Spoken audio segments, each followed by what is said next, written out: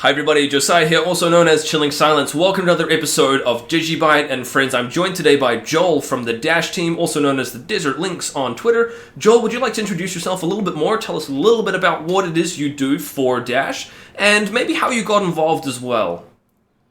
Yeah, hey, thanks for having me on. I am officially, if one could call that, Director of Public Outreach for Dash Force, You which even is got your one cars of... as well? I can show off the card, but don't just relentlessly call the number, email me, or put on spam lists. It's for official business only. So I do public outreach for Dash, which a lot of times includes going on interviews, doing things like that, and also I edit a news website for this Dash focused, and That's Dash do a News, few yeah? other things. Yes, and so it's. The group that I'm part of, Dash Force, is the second oldest Dash funded organization that's been around. Of course, the oldest is the Dash core team itself, which is a group of developers that created Dash. And few, if any, of the founding developers are still actively part of the core team.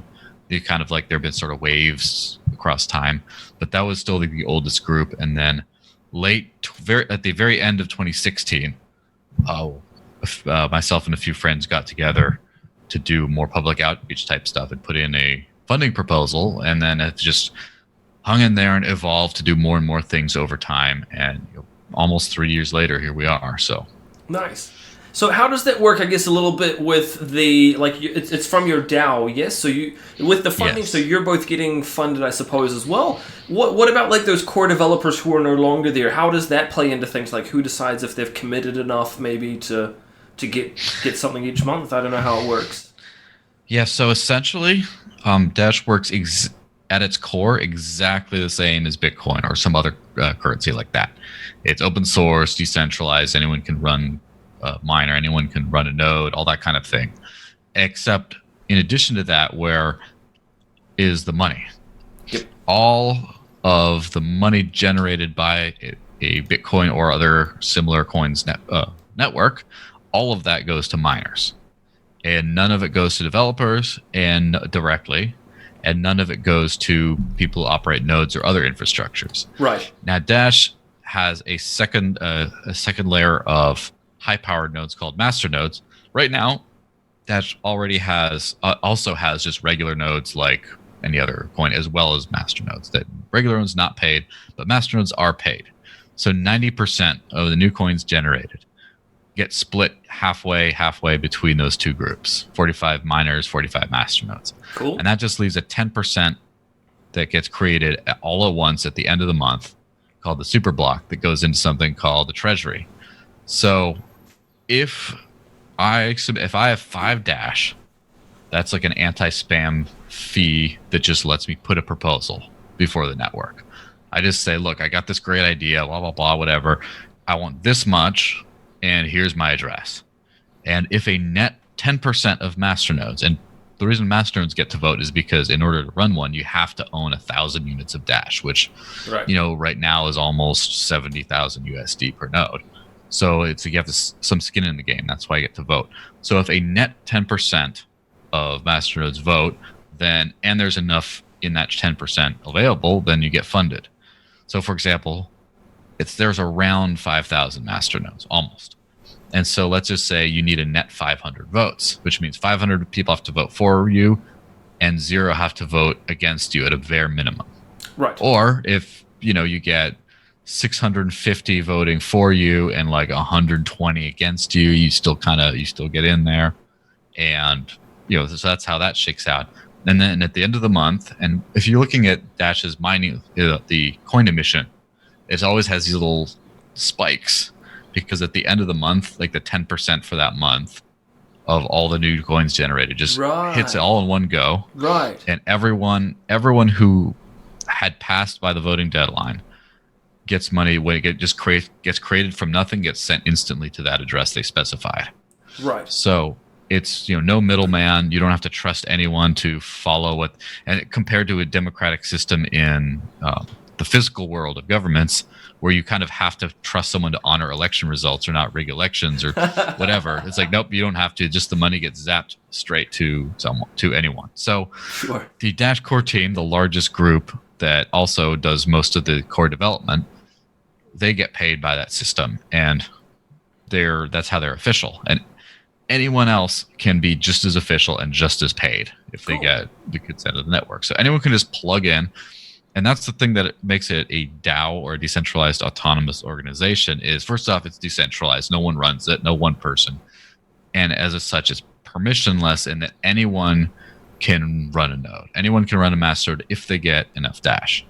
How do they get enough Dash? They can, buy, they can do whatever, but they can also just run mining machine without anyone's permission and get enough coins, and then end up getting Masternode and then voting, or then submitting a proposal. So, and it's autonomous because of that budget, which means you don't need outside funding to fund development or anything else. Right. And it's an organization in that you can actually get the whole thing together and get them to say yes or no on a particular thing. For example, funding, or in the case of early 2016, when the big block size debate was raging, at that time, Dash's founder, who was still actively involved with the project, he said, he put a proposal asking for 5 Dash back, which is the fee. So if passed, he'd get nothing.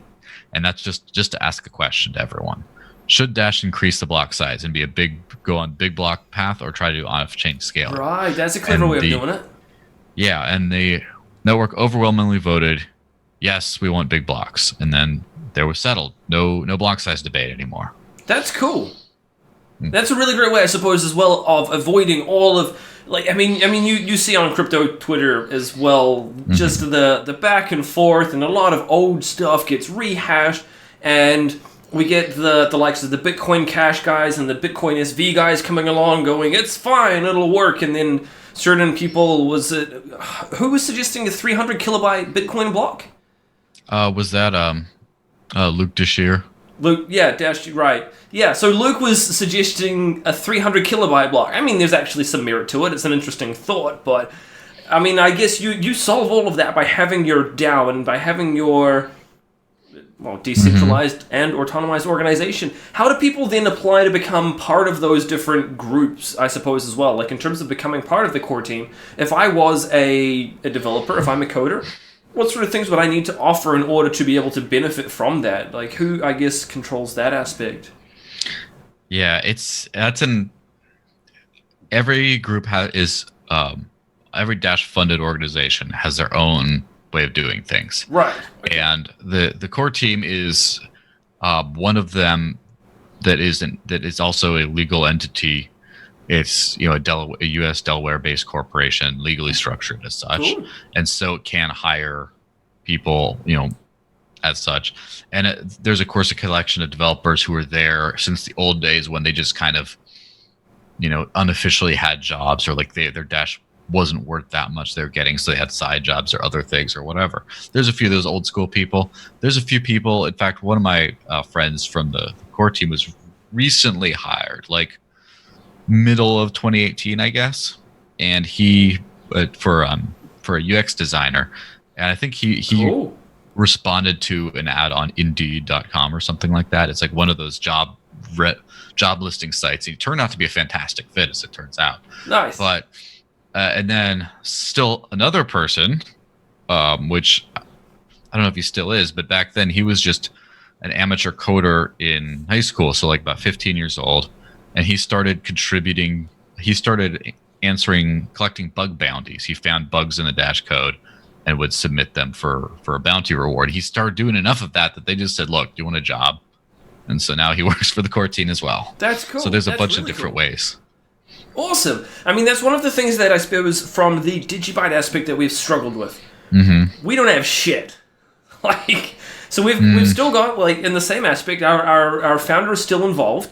But he's got to put bread on the table as well, and unless you happen to be sitting on like millions and millions, like Satoshi is from before whatever, you still got to have some kind of continuous income, which has been an interesting discussion that we've had a number of times. Like, how do we pay for this kind of thing? And in fact, it's actually come up in a recent There was a video that was put out, I think, about a month ago on YouTube where somebody just absolutely slammed DigiByte, saying, how could this is a joke, there's no paid developers, everybody just, gives of their time, and they kind of tried to drag us over the coals for it. And so it's interesting because that is definitely one of the pain points. Like, we've got certain developers, like, for example, we've got, for the DigiByte people who are following along will be familiar with Yoshi and Noah. They are so incredibly talented mobile developers. But if we were able to pay them on an ongoing and a regular basis, with the way that Dash does with your... so it's specifically it's your DAO, right? And your Masternodes Yes. are the ones who get to vote. Is that correct? Yes. Now, if, let's say, for example, so it's 1,000 Dash right now, which, like you mentioned, is a shit ton of money.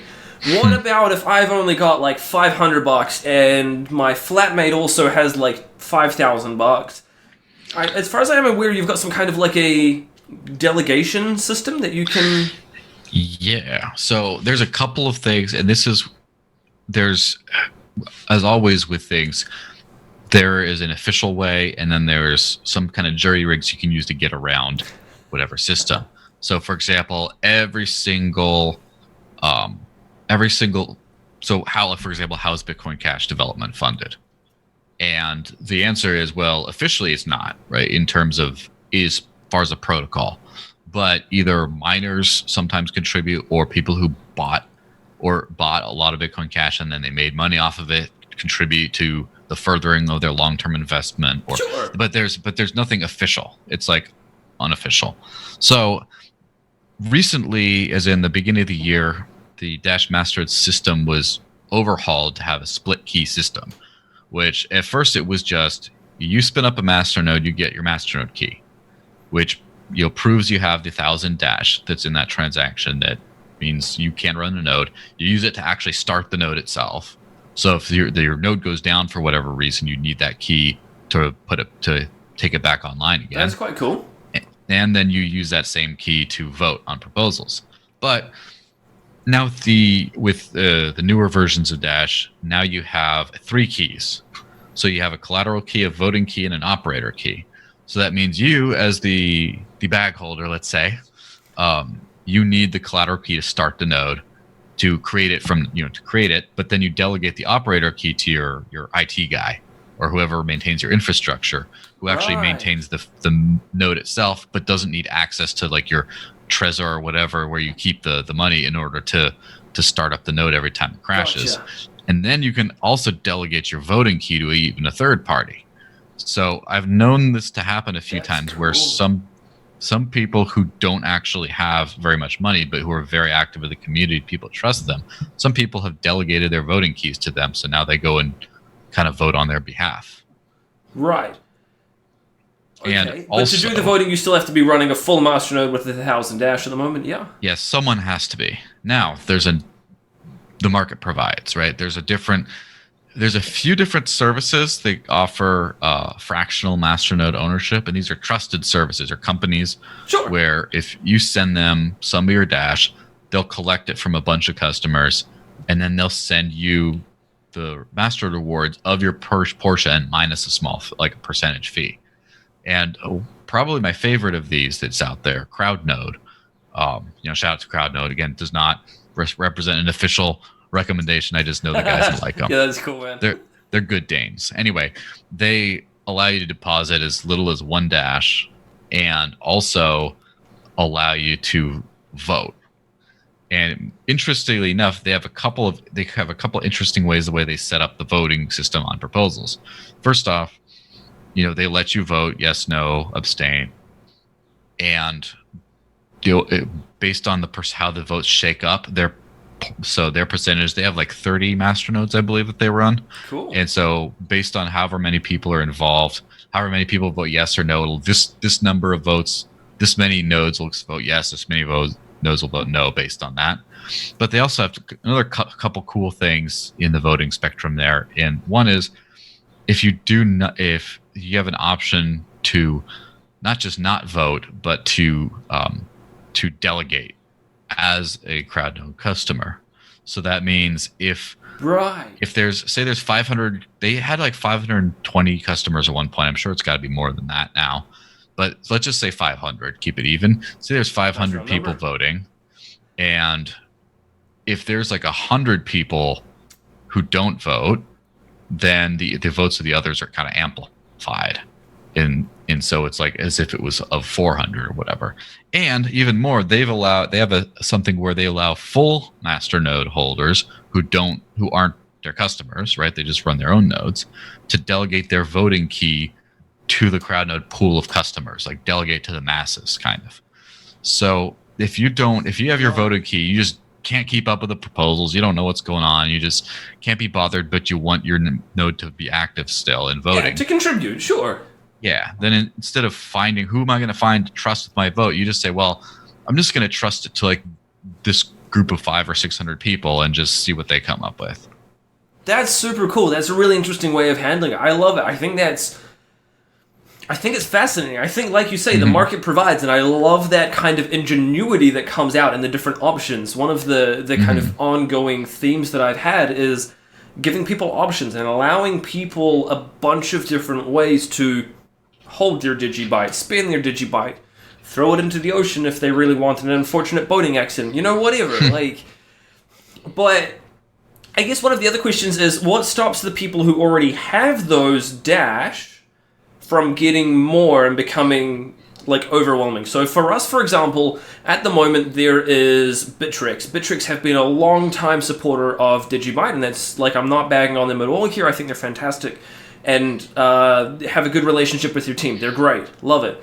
But they're currently sitting on around about 15 to 16% of the entire circulating supply, based on the fact that they've been around for almost 6 years now, and if we were to do any kind of staking or Masternode system along those lines, that could potentially be problematic for us, because if they show up with however much DigiByte, however many nodes, they could throw it behind whatever proposal. Do you have any kind of limits in place to prevent some rich bugger from showing up who's loaded to the teeth, or Craig Wright, for example, from coming along and buying up a bunch of Dash with all of his BSV that he doesn't have anymore? And yeah, however that would work out. Well, the part of the reason for having those collateral requirements in the first place is to make it harder to attack the network, because you can't just throw a bunch of money behind a bunch of nodes or a few mining machines and try to attack. You have to actually own the majority of the coin supply. Yep. Now, you can do. It all ends up being in the hands of how decentralized is the project actually. Yep. And I'm sure that what contributes to a decentralized ecosystem and supply, I'm sure that's been actively studied somewhere.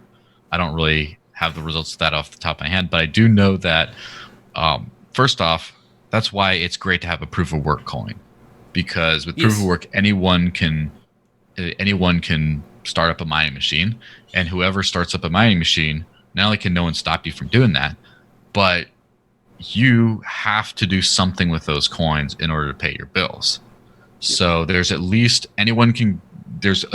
people, new entrants into the market that are just taking new portion of the coins all the time, and as they're mining them, they might put them on exchanges or sell them to other places, but it circulates the supply pretty well. And I think we're both in agreement that proof of work is probably the most ideal from a fair, it's not perfect, but it is probably one of the most ideal in terms of that initial distribution to a certain degree.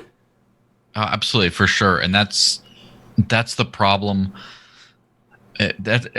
I don't have absolutist views on any of these kinds of things, but I do think that I don't know of any coin that's success. I mean, I haven't looked into too much, but I don't think it's a good idea to start with 100% proof of stake, because first off, you start with one coin, and then whoever has that coin stakes it and has control over the entire lifetime supply of the project if he so chooses. Yep. So if you have one coin, you just stake it forever and keep staking the rewards that come from that, and eventually you still have the whole supply. Or if you want to, you can sell some, and then.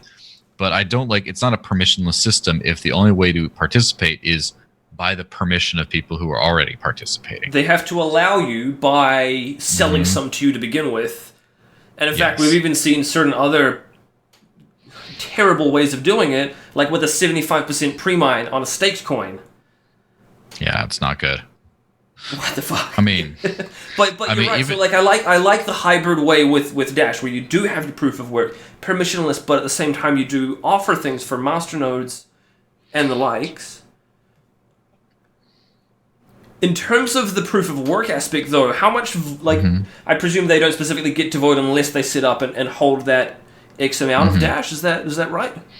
So as far as the proof of work, it's just like any other mined coin, and so miners mine, and then they, as the mining market tends to be pretty rough. So from what Especially I hear, at the moment. So you end up spending a lot of your money on bills to just sustain it, or you end up taking losses and just hoarding the coins for something else. But of course, it does make it an interesting prospect where if you're heavily invested into mining equipment, you can mine, and then your profits you could turn it into something else that gives you some more recurring income over time. Right. But I mean, that's basically how it works. The Treasury has been the interesting part as far as distribution, because miners tend to be more predictable in their pathways. In fact, very few places in the world have any kind of way you can pay the primary cost, i.e. electricity, with cryptocurrency of any kind. And so that means mostly people are going to dump on their local exchanges, and it's just going to cycle through like that. And it's going to be the same exchanges, or if a new area of the world opens up, you might see on different ones, but it's still going to be pretty predictable. Yeah, by and large. And then stake, as far as like any kind of staking thing, people will probably sit on them, and they might not distribute them at all. They might sell them, they might not. Now, as far as the Treasury is concerned, you're paying people to do work. So first off, that's been one of the key consumer adoption barriers in cryptocurrency is, okay, first off, how do you get a business to accept it? That's hard enough. But then you do eventually. You can get hundreds, and there have been Dash adoption teams have gotten thousands on board, in fact. But how do you get people to spend it there? Now that's the more tricky situation, because no one has cryptocurrency and they have to incur some cost to buy it. And if they buy it just to spend it, the margins might not make sense. It's a puzzle that you have to figure out, and there's a few different ways of figuring it out. But yeah, it is a real chicken and egg kind of problem in a lot of ways as well. Yes. However, one way you can solve part of that, at least, is giving people income in the cryptocurrency. You spend whatever you spend because that's what you make. That's what you got.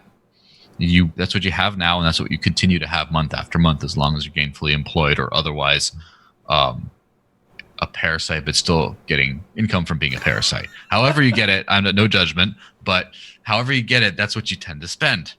So if you are paid to do a job in Dash and you have ways of spending your income, that's going to throw it out amongst all the other merchants, and hopefully if they convert, they have different ways of converting.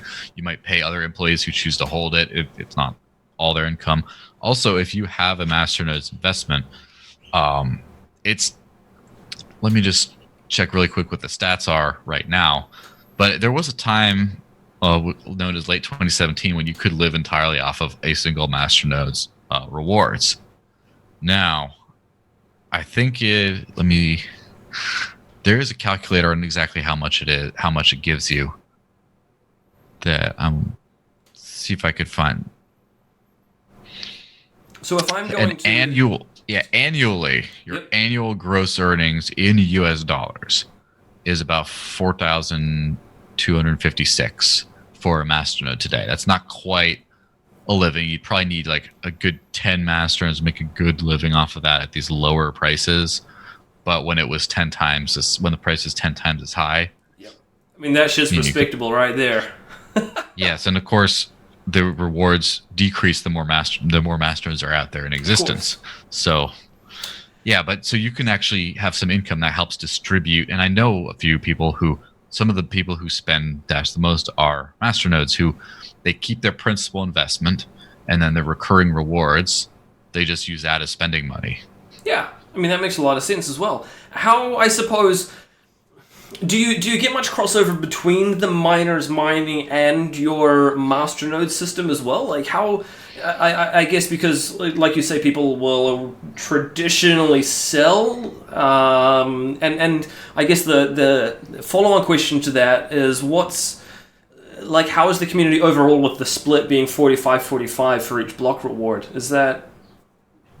Yeah, so there's been no issue with the reward distribution the way it has been so far.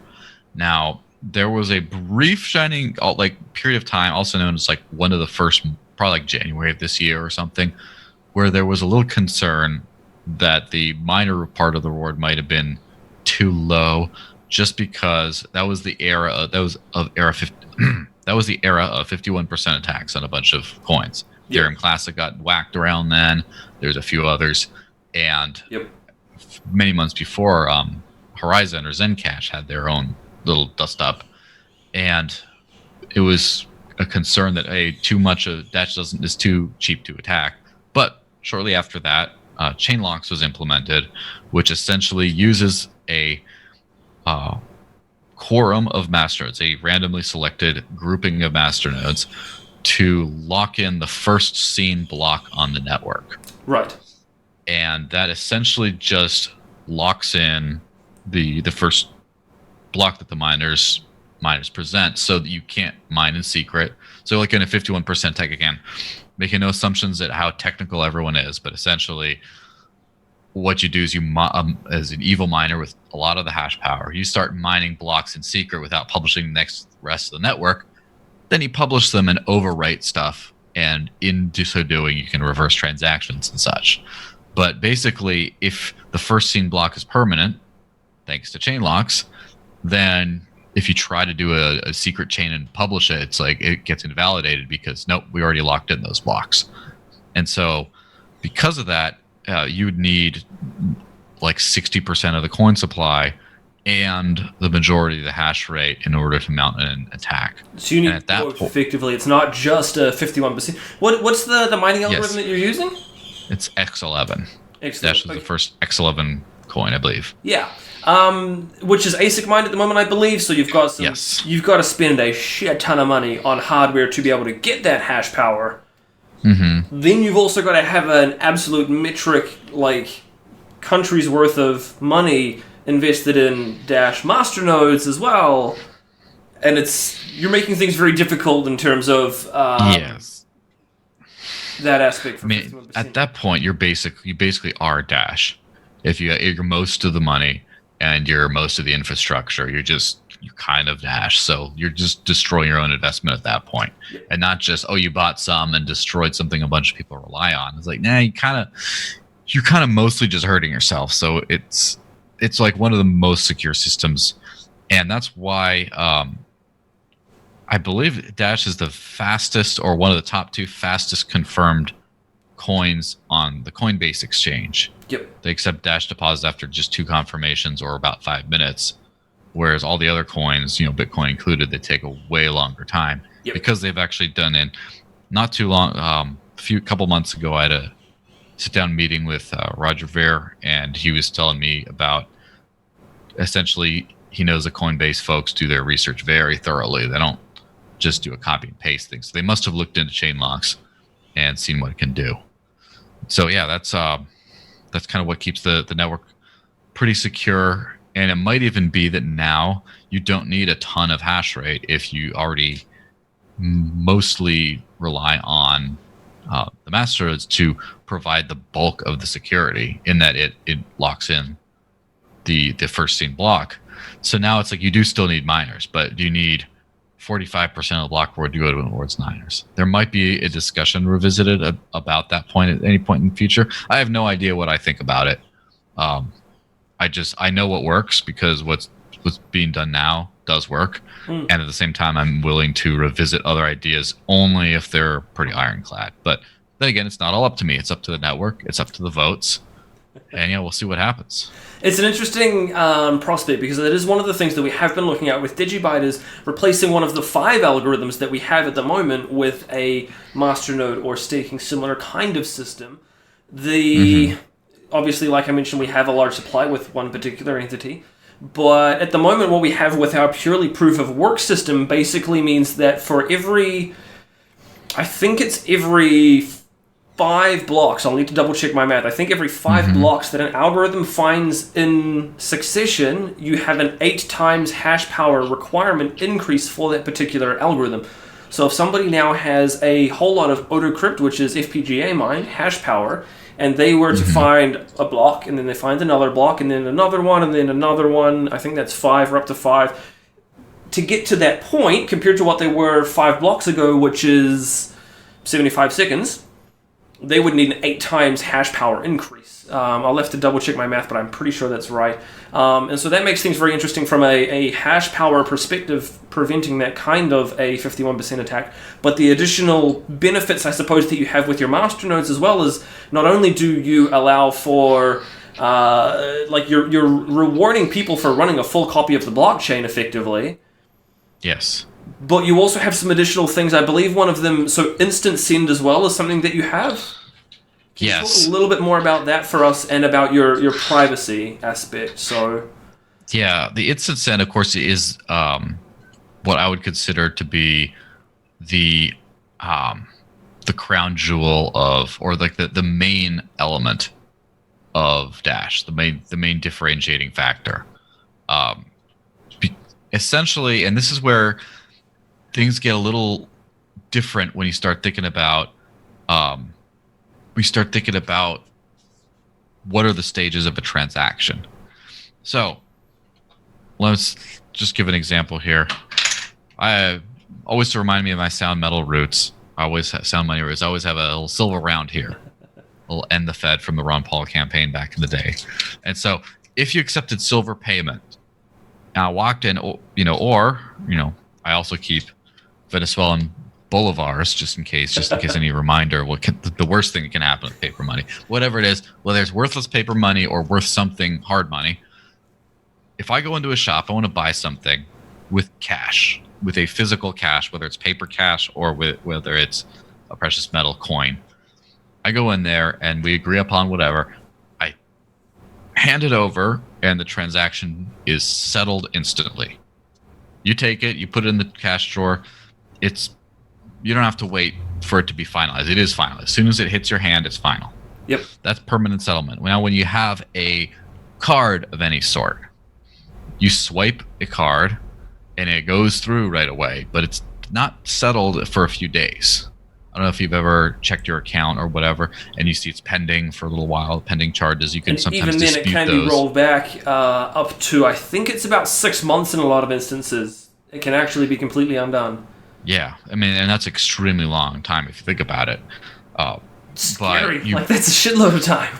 Yes, and that was one of the main innovations that Bitcoin did, is as far as being a form of payment, and now it's not quite as useful for that anymore. But let's think about the good old days for a second.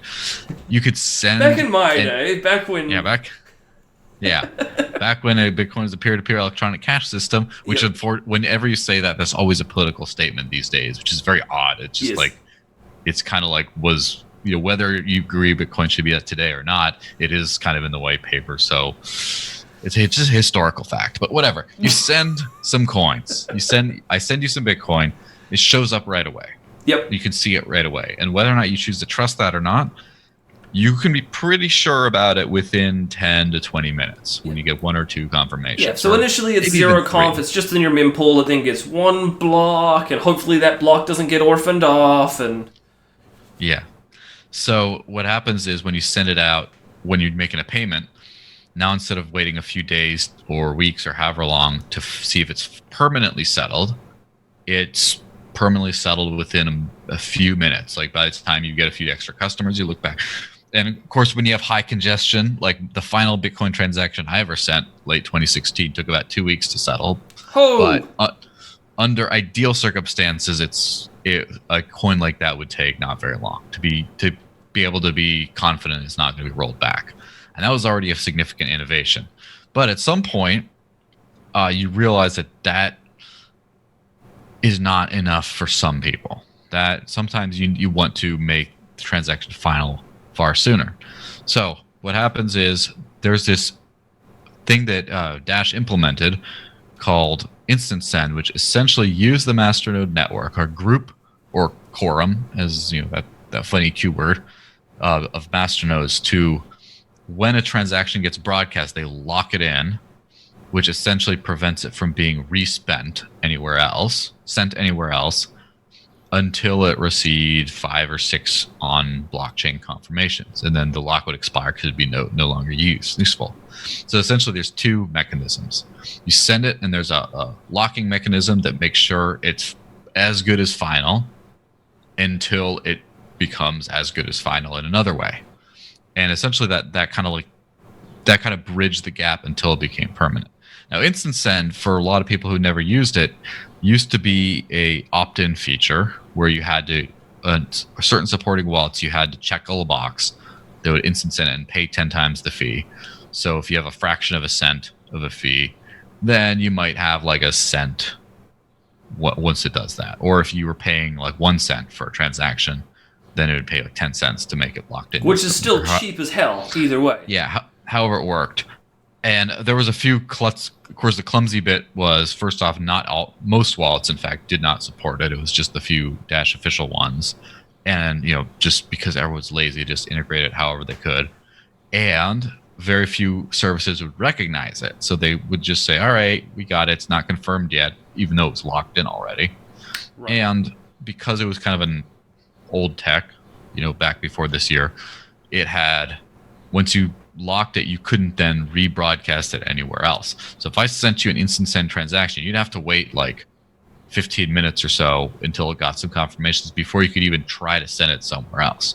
Now, a lot of, say, Bitcoin wallets and such, and possibly DigiByte wallets, I'm sure, I could send it to you, you could send it to someone else, whatever. We could do this big, long chain of transactions like that, and they just would be confirmed over time. They kind of like catch up. Yep. Assuming nothing went wrong, but you could still kind of mempool broadcast them all over. But with Dash Instant Send, they would be locked in. You couldn't even do that. So that was a little bit of an annoying thing. But as of this year, it's been extremely overhauled to now. First off, every single Dash transaction is now Instant Send by default. So no user action required. Everything is just instantly locked in. And there's also no extra fee for it. It's just the same old fee as it used to be before.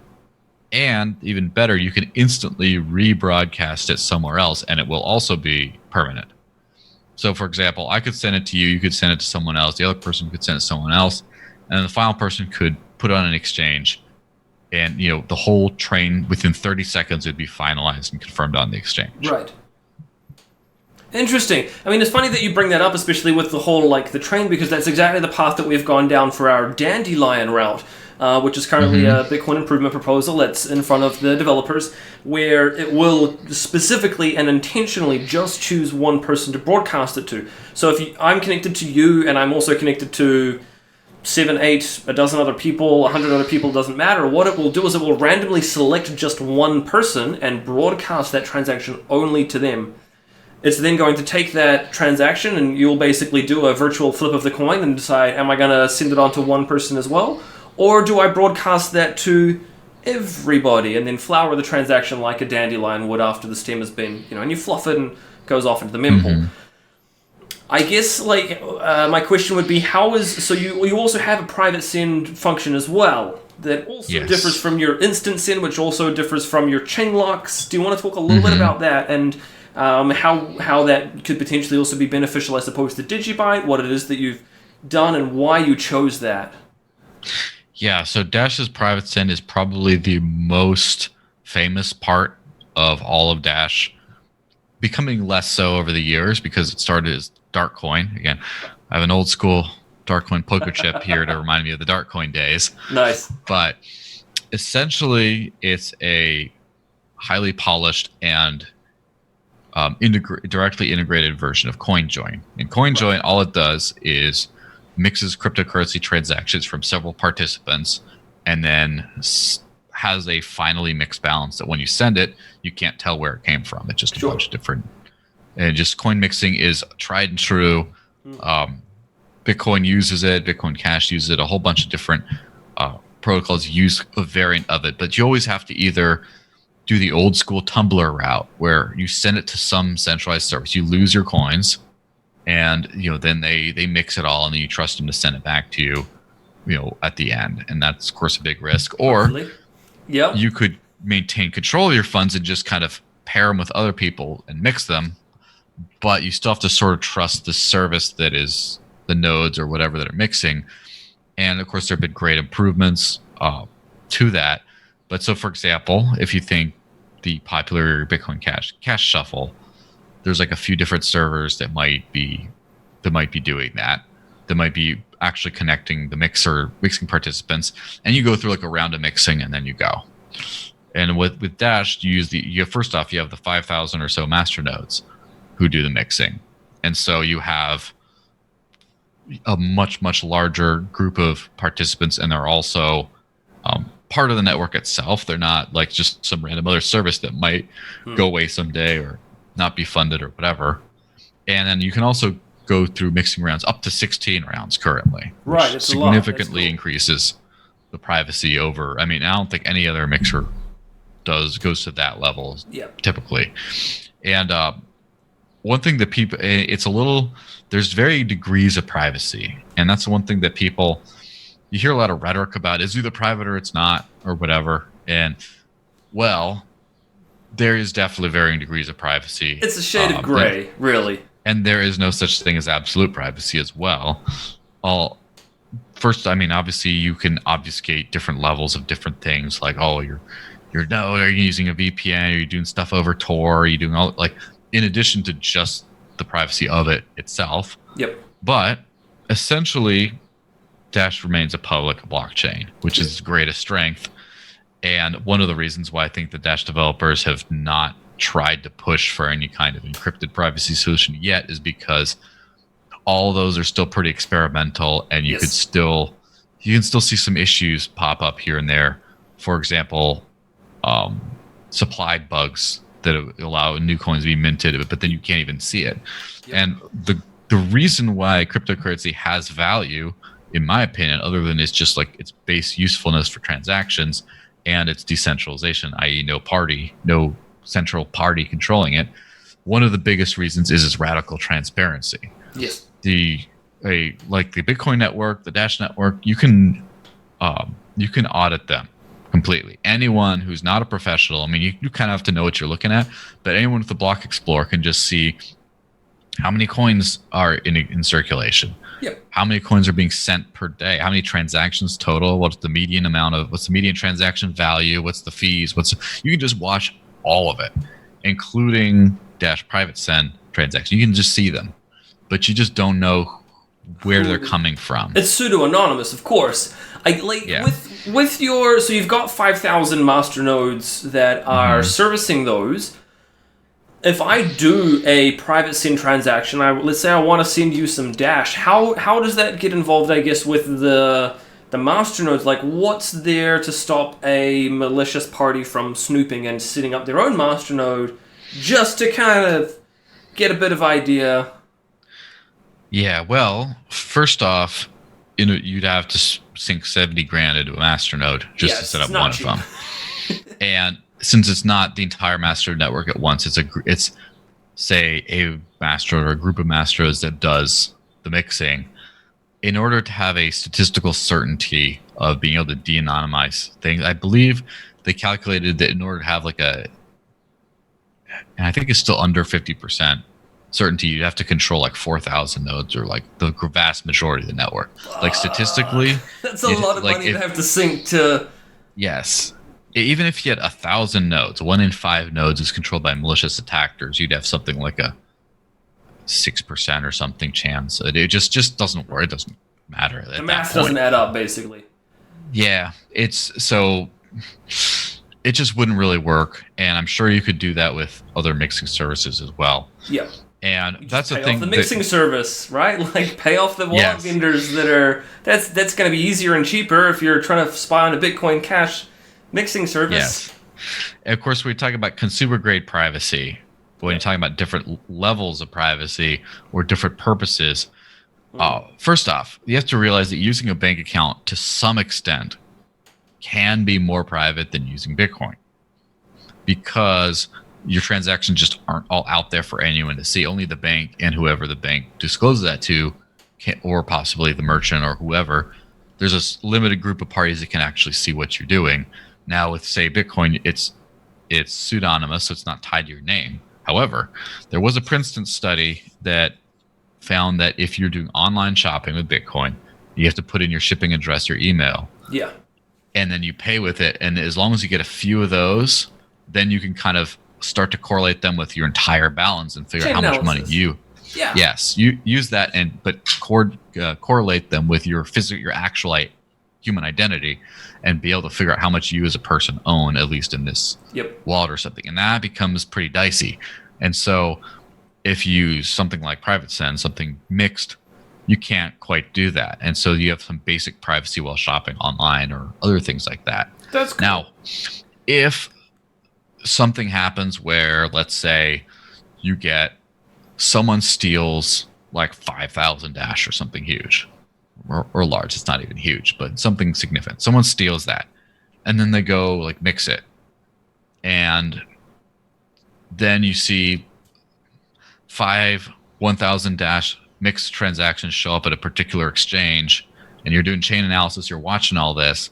The exchange can probably go to a company like, say, Blockchain Intel or something, and say, hey, what's this going on? They're like, there's a possibility that's that stuff we saw got stolen not too long ago. And in that case, it's not 100% absolute privacy in that you can't derive anything. It's just that as far as a payment itself, you can't really tell where it came from.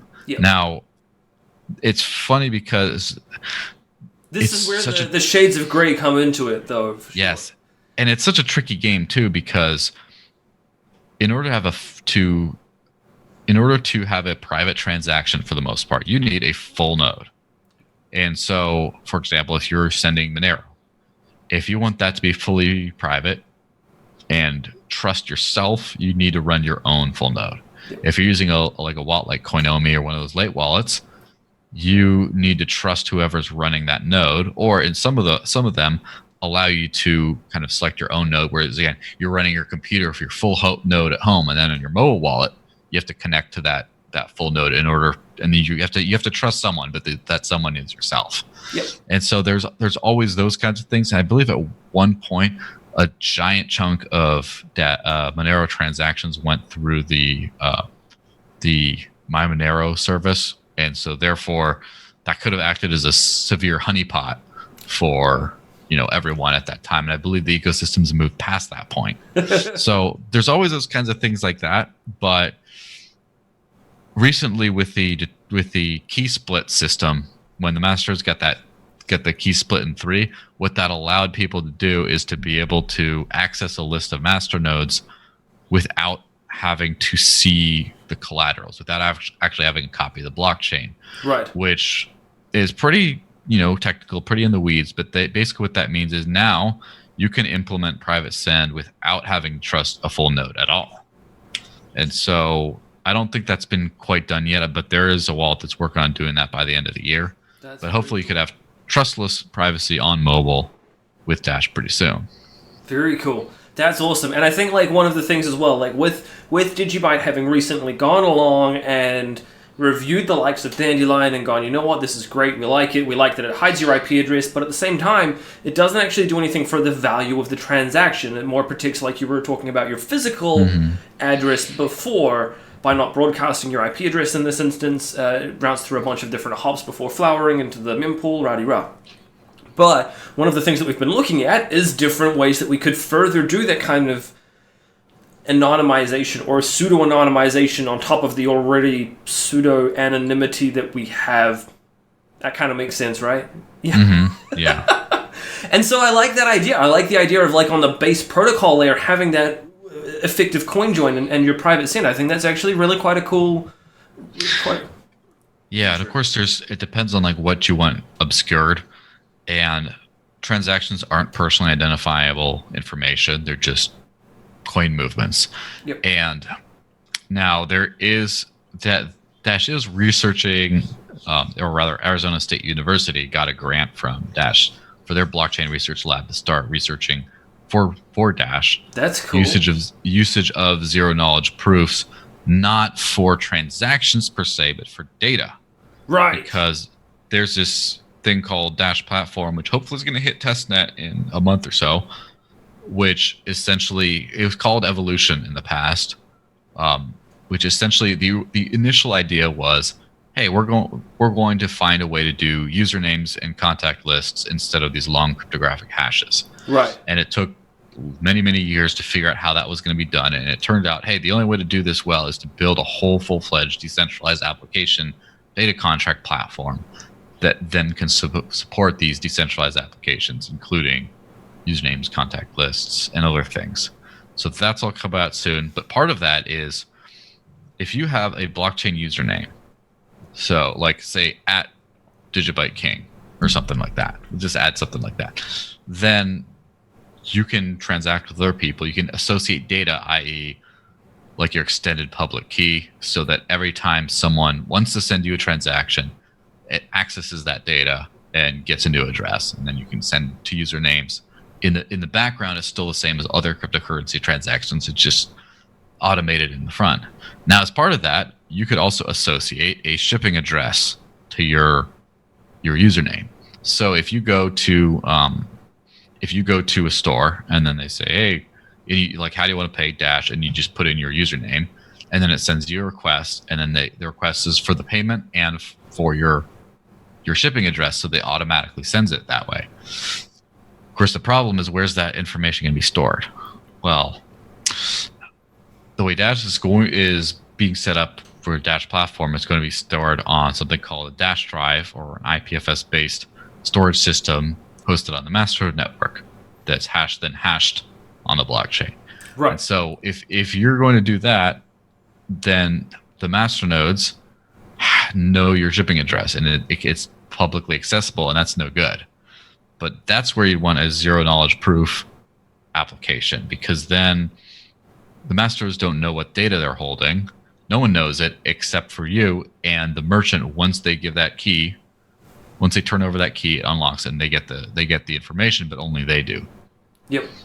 That's cool. I like that. I think that's a really interesting take on it, especially given the fact that DigiByte has done our DigiID, which is based on BitID, which is based on SQRL from Gibson Research Labs. But this is specifically and intentionally slightly different with its pseudo anonymity in terms of the unique address generation for each time. So rather than having one address which you use everywhere, but it's still not specifically identifiable to you, like an alias, for example, this is a uniquely generated address because you hash in the URL that you send your callback request to. So if you're going to sign into facebook.com, you effectively sign facebook.com/callback, whatever, into your address generation. So it is the same as like with your hierarchical deterministic keys. It's the same every single time. Yes, of course. So, I mean, that's interesting to go down that route, and I like the idea that you could have your address there and just present it in a non-centralized manner to be able to literally sign in and go, yeah, cool, ship it to me, and not have to... I mean, I hate re-entering shit, but at the same time, not have to trust that there is some other entity that can see that data as well. I think that's also cool too. Because that's a funny thing with when you spend money, when you set up like a recurring payment or something, essentially you give control over your fiat currency, your bank account, your whatever. You give control to another entity. They have your card number, they have your payment information on file. They just take money when they want to. When they agreed to, but really when they want to, and you have to dispute it. For credit cards, it can basically be any time. You can. I knew a company back in the day that was in data center services, and they would simply drum up charges to try and like milk their customers. They'd be like, "Your credit card's on file." like a crooked cop. Yeah, literally, just you went over by 100 gigs this month. Thanks for the $100. You know your server's been running at max CPU, so it consumed more power. So we're gonna charge you more. Yeah, so like that's obviously a terrible idea. And if you want to save your shipping information, for example, if you use Amazon, then Amazon has that data, and you just they hold on to it, they save it. But what if not only the permission to send funds was entirely in your possession, but what if your shipping address and stuff was all saved? It was all like ready to go. You didn't have to enter it, but it was all in your control, and you just like send it to the company in that one instance. but you'd have it on file, not them. And the cool thing about being able to have usernames and contact lists, but be able to associate data to that username is, from what I'm told, and I'm not technical enough to have read through the specifications to ascertain this, but I've been told by a few of the people who architected the system, you'd be able to associate XPub keys of non-Dash cryptocurrencies to a Dash username. So interesting. If you wanted to send DigiByte to a friend and you wanted to send it to a different address every time, but it was at Jimbo Schmo or whatever name you want to give them, you could I guess acquire a small amount of Dash to register the new username on the platform and set up the contact, and then you could just start sending him DigiByte to a Dash username. In fact, that's one of my visions where I think would be a very would be the smartest thing for Dash to do, really, but to get into every single multi-coin wallet, and you bribe them if you need to, but get them to set up a Dash username system to where now you can send your Monero to a username, but Dash is what it all runs on. Yeah. And so, what if you could sign into your exchanges with your Dash ID, just your username? What if you do all that and then just kind of unite all the cryptoverse in the same sort of thing? Sort of like how, Tether, a lot of Tether runs on Ethereum, Although I'm not the biggest fan of Tether, but that's a different discussion, I'm sure. It's funny because that's one of the things that we've actually been looking at with DigiID as well, is getting exchanges, because it makes perfect sense, because they are the easiest way to get hold of crypto for a lot of people. And what we're doing with DigiID, both being in the mobile wallets, it's in our Go wallet, it's in even in the likes of standalone applications, AntimID and Coinomi have even added it into their application as well. So you can use Coinomi to go and sign into certain websites and authenticate, and then use do your coin swaps and things like that as well. So I think that's really cool. And I love that Dash are also getting involved in that. I'd love to see a lot more of these blockchain-based authentication and identity solutions, especially where the end user is in control over how much data ends up going to the destination. I think that's really quite important. Yeah, absolutely. It's really something that cryptocurrency, the currency part of cryptocurrency is very minor if you think about it. I mean, it's the most important part of it, but as far as the incentive, it's all about the cryptographic keys that you use to prove that you own these units and prove that you authorize to send them somewhere else. The cryptographic signing is almost all like a giant piece of cryptocurrency. And so if people are like, well, but that's just for sending money to buy coffee or whatever. Okay, well, yeah, but maybe it's for bigger things too. And that's one of those things that really annoys me about current authorization type things. Like, for example, I gave some interview to a University of Connecticut researcher earlier in the week, and then they want to send me some consent form, to authorize the usage of this in their study or whatever. Sure. And I'm like, okay, well, how do I sign it? Because old days when I was still doing that kind of stuff, it would be mostly pen and paper signature, and then you fax it to someone or whatever. And then right now I use cryptographic keys to sign messages and things like that. I miss the middle part. I miss the Middle Ages where, it's more advanced than pen and paper, but not quite where we're at today. And so it's like, oh yeah, just, print it out, write on it, and then send it back. Or you can just type on it or use a document signer or something, a bunch of weird stuff. And I'm like, oh, this thing, I just do this a bunch. And then it's like, it used to be your signature was uniquely identifiable, but now it's just a formality. Yeah. And people don't cryptographically sign things. And so that's actually, as is pretty well told with my story, for the last 3.5 years, I've been completely unbanked. I closed my bank account. I live entirely off of cryptocurrency because I got tired of the banks. And my last interaction with my bank was I was going to go try to pay rent. And then I realized I had a negative balance. I'm like, where did that come from? And it turns out that someone down in Florida had forged a check and just taken all my money.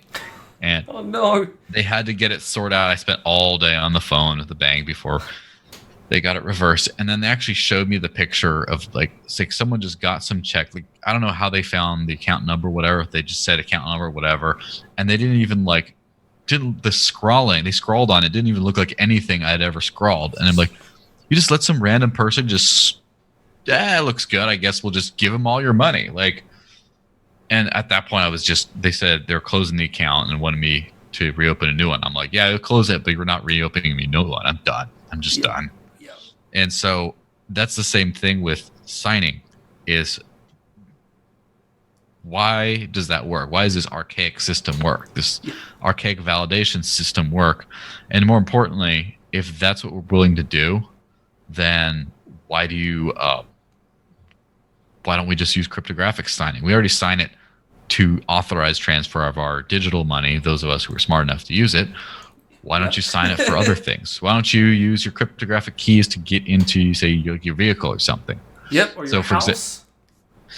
Yeah, and of course, as always with electronic systems, I don't trust electronic locks entirely because there's always a time when they go out or something, and that's just a completely different paranoid thing. Or they're not online, and when you're trying to get home and it's 10 o'clock at night and you've had a few beers with some mates, you're like, I just want to fucking get in the front door and it's not working. Yes, at least with a physical lock, you kind of wiggle it. And this always trips me out that Tesla doors, just like they won't give you the door handle and unless you're like close, and it's like I don't like that. It makes me feel uneasy, but whatever. Maybe I'm just old. Yeah. But that's one of the things that I did that myself with DigiID was I set up a Raspberry Pi and I set up, because I pulled it out the other day and I found it. Where was it? No, I don't have it here. It must be in the living room. I actually set up like a lock, and so what would happen is I'd fire it up anywhere. It would presume that I'm online at home. And if there was no power, it would default to being locked so that it wouldn't, you can't cut the power and magically get in. And what you would basically have to do is you'd go to a website. You could do it from 3G. You could do it on my Wi-Fi. It didn't matter. I'd set up like specific like port knocking and then port forwarding, rah-de-rah. And I would sign in with DigiID to this particular website and then hit the unlock button on this little Raspberry Pi, like in a website that shows up like, on your cell phone. And it would then open the door, which was great because it would mean that, I'm getting out of the car, I'm walking from the street to the front door, whip it open, hit the button on the homepage, hit authenticate, hit open. By the time I reach the door, I don't have to fumble around with keys or anything as well, or I can have the door open before I actually go and grab all my shit out of the car and I'm trying to be manly and carry like 5 bags back of groceries and things. You know what it's like. So, yeah, it's that kind of thing I think is like a perfect opportunity for us to start using these new... It's not like public-private key cryptography and signing of a message is new. It's been around for freaking ages, like decades, but... Yeah, just no one's used it quite like that. Yeah, and so the ability basically now, everybody has in their pocket something to generate these private and public keys, and that's basically what we banked on with DigiID, was the ability to use that simple method of exchanging these signed messages, really. That's what we're banking on with it, which is what... SQRL back in the day kind of failed at because it was difficult to get these apps and things. So yeah, this is again why DigiByte's looking at exchanges, and so I think that's cool that Dash is also looking at something similar. I applaud the efforts. It's part of the future of the concept of identification. Now, back in the old days, you were known as someone and you had a written signature that kind of showed who you were, and then or you had a seal. A lot of people had seals, like the wax seal. Yeah, you get a custom seal made, and you put the hot wax and just boom, and then that's yours. And if they break the seal, someone messed with them. It's it's not legit. It's not official from this person. You get stamps and seals. And in the old modern world, or the present modern world, you have government identification where someone says, all right, you were born, here's your birth certificate, here's your old stamp, this is who you are. Then you get some sort of government ID, and then that government ID is used, essentially the government tells you who's a person and who isn't. And, there's plenty of issues with that, especially since I know people who were born without government consent who don't have a birth certificate at all. They just, according to government, they don't exist. I mean, I don't know how it's going to shake out when they're older. I don't know too many adults who are that way. But at the same time, I had an international law professor at one point who was in his young years, was a stateless person because he was born of he's born in the UK of a Thai father. And so he did not have a UK lineage. And so he wasn't born a UK citizen, but he was not born in Thailand either. So he was a stateless person. Right. He didn't exist. Right. So at that point, you start thinking, what is an actual identity? And like, what isn't an identity? And more importantly, who controls the identity? Yeah. At that point, you want to actually decide who you are. And that's the thing about pseudonymity. I love the concept of pseudonymity because it essentially lets you be whoever you are, but at the same point that have some kind of a weight behind it. Like Satoshi Nakamoto. That's a pseudonymous person, but it's a very real identity. Whoever Satoshi was, I'm going to say was, whoever Satoshi was is a very important person and a very identifiable person.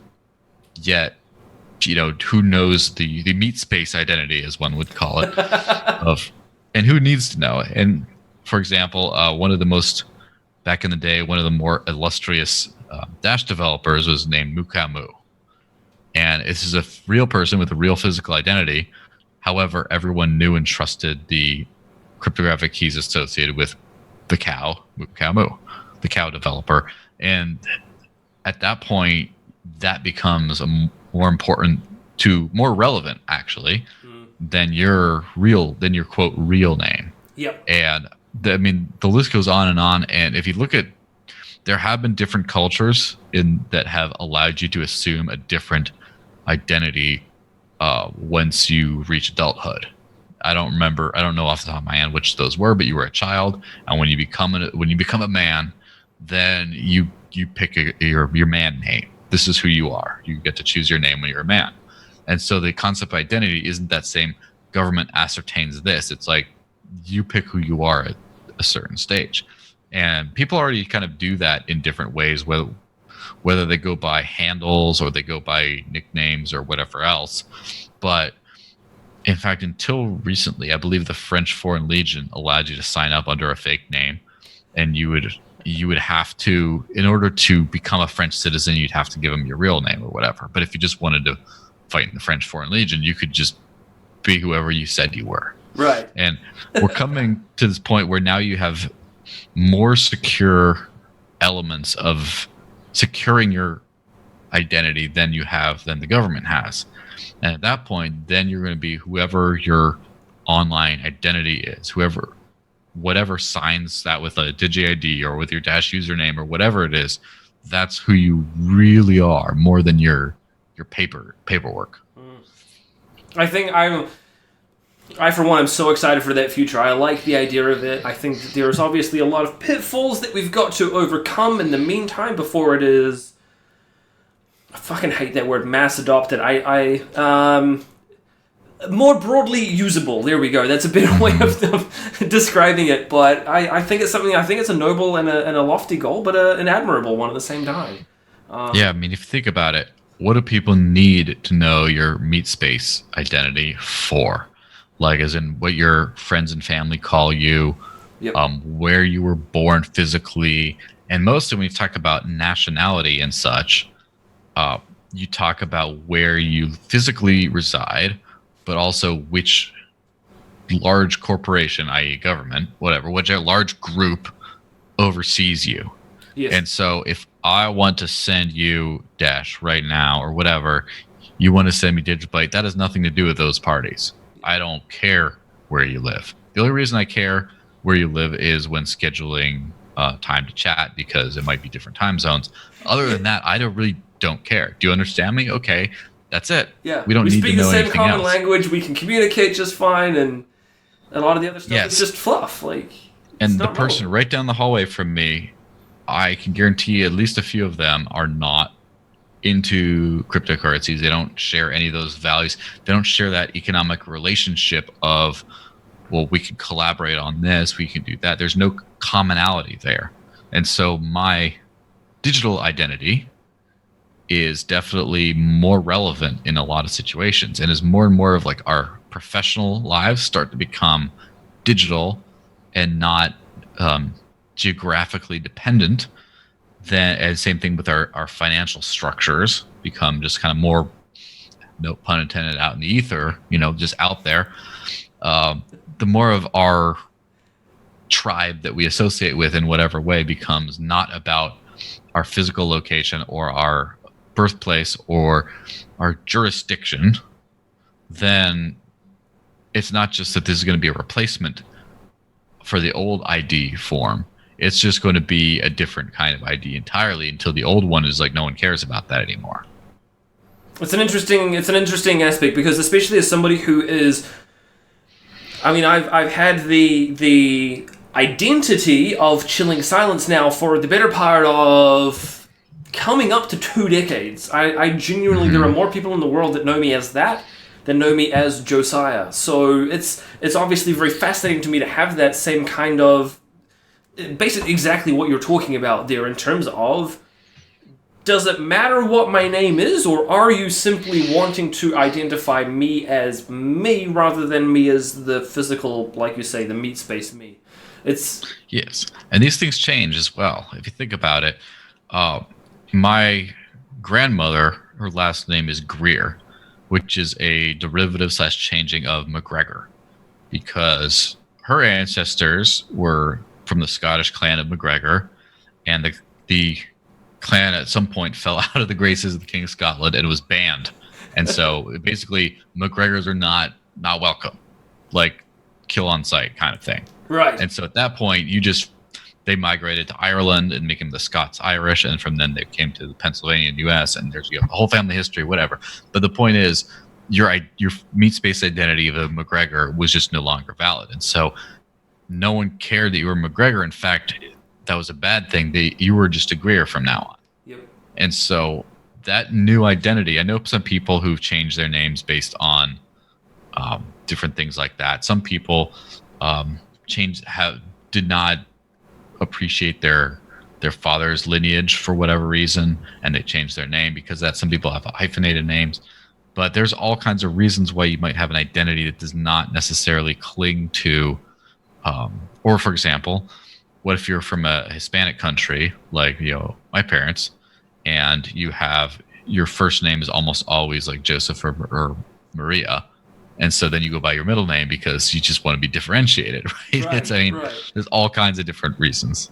I guess the flip side as well is, as somebody who was divorced a few years ago, if your identity is based more around your key space rather than a name that is on a government-issued document, it matters a lot less, and it's a whole lot less effort to have to then go and reapply for a driver's license, reapply for a passport, and all of that stupid shit. It makes a lot of sense. A long time ago, back when I used to write for Cointelegraph, I interviewed a certain Tiffany Hayden of XRP Twitter shilling fame, and back in time, she was mentioning how she was unbanked, but not by choice, because of the same type of situation, because she had all joint bank accounts. She went through a divorce and had moved out of the house at the same time. And since she did not at that point, because you move out of the house, don't have a permanent address, you cannot have a bank account, and therefore you're screwed. Yep. And it's like, there's some problems with the government forms of ID there. Whereas if you just generate some new keys, who cares? Yeah. That's it. And I suppose the beauty of the permissionless network that is DigiByte, that is Dash, is that no one can stop you spinning up some new keys and buying some more cryptocurrency, or mining it if you happen to take your desktop computer with you, for example, although neither of us are currently GPU mineable, so that's kind of a moot point, but you know what I mean. Yes. I think that's probably a really good place for us to kind of wind this up on. I want to thank you so much for coming on, DigiByte and Friends. Thank you very much for all of your insight and your input. It's been absolutely fantastic to learn a lot more and to have this kind of banter back and forth, to learn some of your pros and cons, what you're doing, and I think that's fantastic. Is there any more shout-outs that you'd like to give before we kind of wrap this out? Where can people find you? Yeah, so on Twitter, as in desert as in hot place, Lynx as in kitty cat. Don't call me the dessert Linux. That's been done before. And I write for dashnews.org. Pretty easy to remember. And basically your number one source for Dash News and other cryptocurrency news. And every Friday we put out a Dash podcast called the Dash News Podcast. So definitely follow me all over there. Cool. And yeah, have yourselves a wonderful day. Appreciate it. Thank you so much for coming on. It's been an absolute pleasure. Maybe we'll have to talk with you about getting a little bit of DigiByte news happening there on Dash as well. Yeah, we'll see. We'll definitely see. Thank you very much for your time again. For everybody who's tuning in, again, one more time, thank you. Please don't forget to hit the like, share, subscribe buttons that you can see all down below. We'll have a whole lot of links as well for how you can find Joel in the description if you want to go and follow him, or Dash News as well. Thank you once again. Really appreciate your time, man. Yeah, thank you.